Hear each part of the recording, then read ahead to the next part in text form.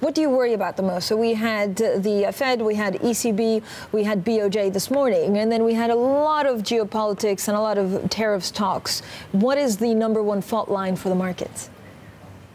Good morning, Francine. Well, obviously, you just touched upon it. This trade war is still in a fluid situation. We're waiting for some news, and clearly the 50 billion wouldn't be such a big deal if it wasn't for the fear of an escalation.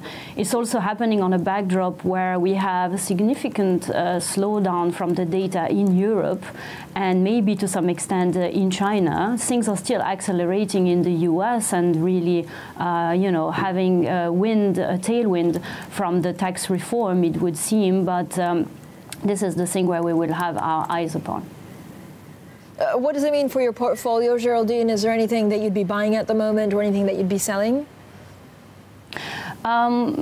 It's a bit too early to say this, but one thing that we've been telling investors is that safe duration still has a place in a portfolio, especially now that yields in the US have risen to some extent. If global growth slows down, and we're seeing somewhat a bit of a flattening of the curve in the US, the ambitions of the Fed might be curtailed.